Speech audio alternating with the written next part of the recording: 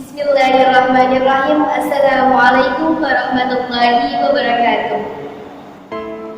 Alhamdulillah, alhamdulillahilladzi alzamana sabilal haqqi wal huda wa jannabana asbabasy syarri wa rada.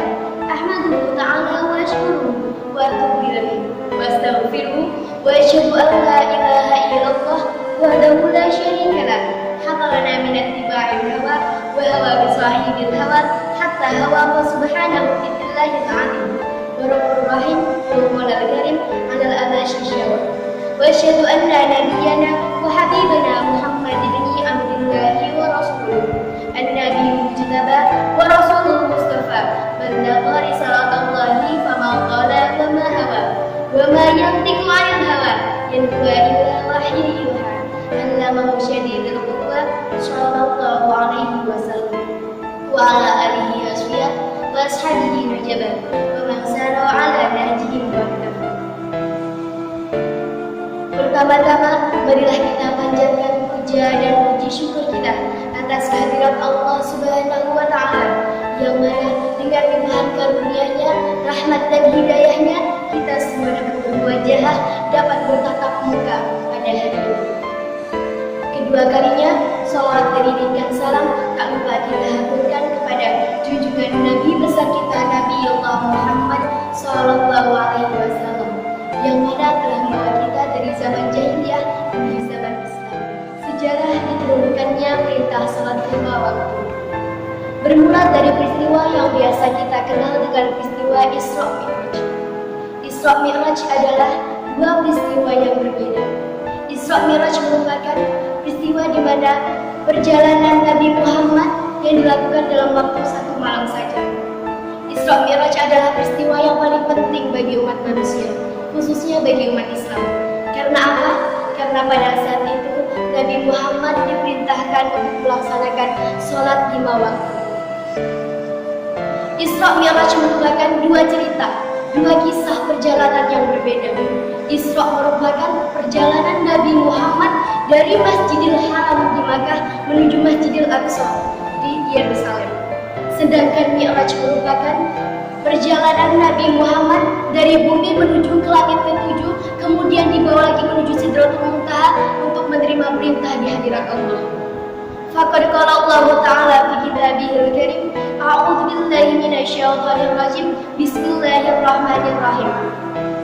Subhanalladzi asra bi 'abdihi lailan minal masjidil haram ilal masjidil aqsa alladzi barakna haulahu linuriyahu min ayatina innahu huwas samiul basir, yang artinya Maha suci Allah yang telah memberangkatkan hambanya pada suatu malam dari Masjidil Haram menuju Masjidil Aqsa. Kami telah memberkahi perjalanannya, kami telah memberkahi sekelilingnya agar dia tahu sebagian dari tanda-tanda kebesaran kami. Sesungguhnya dia adalah Maha pendengar lagi Maha melihat. Selagi Nabi Muhammad berada di perjalanan yang terjepit di antara keberhasilan dan tekanan, sementara bintang-bintang kecil di langit sana berkelap-kelip, di saat itulah terjadi peristiwa Isra Mi'raj. Pada saat itu pula Nabi Muhammad SAW diberangkatkan dari Baitul Maqdis menuju langit pertama bersama Jibril.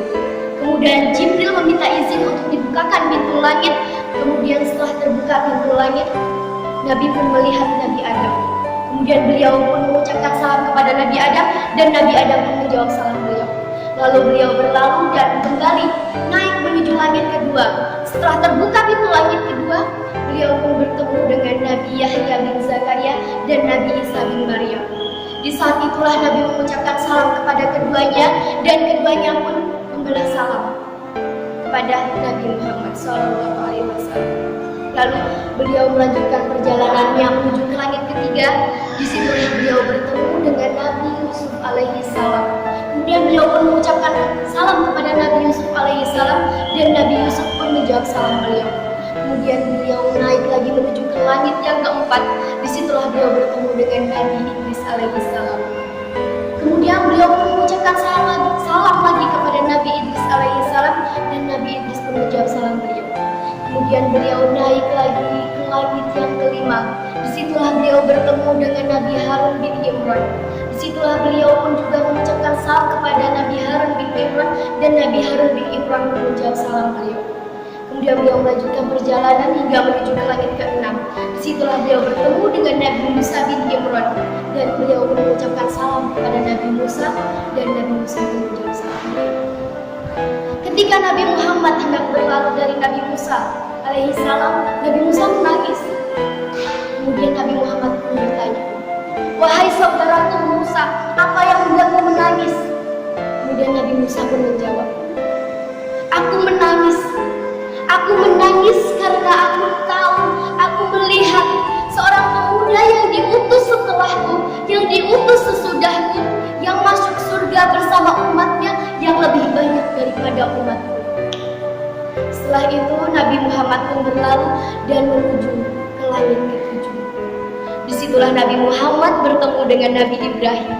Disitulah Nabi Muhammad mengucapkan salam kepada Nabi Ibrahim, dan Nabi Ibrahim pun menjawab salam beliau. Beliau pun melanjutkan perjalanan bersama Jibril menuju Sidratul Muntaha, lalu dibawa lagi ke Baitul Ma'mur. Setelah dibawa ke Baitul Ma'mur, dibawa lagi beliau untuk menghadap Allah Azza wa Jalla.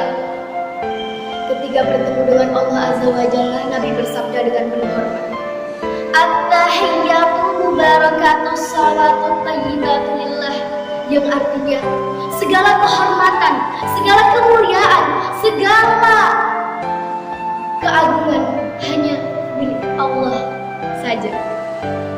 Kemudian Allah pun berfirman, "Assalamu alayka ayyuhan nabiyyu wa rahmatullahi wa barakatuh."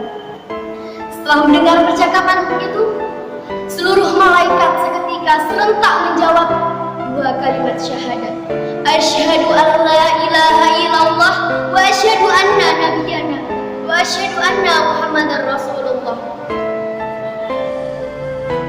Dari ungkapan sejarah inilah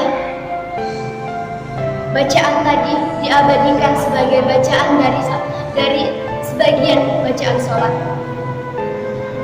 Lalu beliau pun diperintahkan oleh Allah untuk melaksanakan. Beliau pun diwahyukan oleh Allah. Allah mewahyukan kepada beliau sebagaimana Allah mewahyukan kepada hambanya untuk melaksanakan perintah sholat 50 kali dalam waktu 1 hari 1 malam. Kemudian beliau pun turun bersama dengan Jibril, dan beliau pun bertemu kembali dengan Nabi Musa. Nabi Musa pun bertanya, "Wahai Muhammad, apa yang diperintahkan oleh Tuhanmu kepadamu?" Nabi Muhammad pun menjawab, "Salat 50 kali dalam 1 hari 1 malam." Kemudian Musa pun berkata, "Sesungguhnya umatku tidak akan sanggup melaksanakan itu. Maka temuilah Tuhanmu, menghadaplah kepada Tuhanmu untuk meminta keringanan kepadanya." Kemudian Nabi Muhammad SAW naik kembali bersama Jibril menghadap Allah, kemudian meminta keringanan kepadanya. Setelah itu diringankanlah sholat tersebut hingga 45 rakaat, sebagaimana yang tercantum dalam hadis Bukhari. Kemudian Rasulullah pun turun dan kembali bertemu dengan Nabi Musa alaihi salam. Kemudian beliau menceritakan kepadanya apa yang dia dapat. Kemudian Musa pun berkata, "Temuilah Allah kembali, menghadaplah kepada Allah kembali, dan mintalah keringanan kepadanya." Begitulah bolak-balik Nabi Muhammad bertemu Allah dan Nabi Musa, bertemu Allah dan Nabi Musa, hingga akhirnya sholat itu ditetapkan menjadi 5 rakaat. Sesungguhnya Nabi Musa masih memerintahkan kepada Rasulullah untuk bertemu kembali kepada Allah, untuk kembali meminta keringanan. Namun apa? Nabi Muhammad berkata, "Aku sudah malu bertemu Tuhanku. Aku sudah malu. Aku rela, aku ridho, dan aku menerimanya." Tidak lama kemudian terdengarlah seruan, "Aku memerintahkan kepada hambaku, dan aku akan meringankan kepada hambaku." Begitulah seruan tersebut. Lalu maka dari itulah sholat 5 waktu itu ditetapkan sebagaimana yang kita kenal dengan sholat subuh, duhur, asar, asar, maghrib, dan isya. Ada 5 waktu. Sebagaimana yang kita kerjakan dalam kehidupan sehari-hari kita. Sebagaimana itu menjadi kewajiban bagi kita. Maka dari itu, ketika Nabi Muhammad berada dalam kondisi terjepit, ketika Nabi Muhammad berada dalam kondisi bersedih, Allah memperjalankan beliau menuju ke langit. Allah memperjalankan beliau. Allah memberikan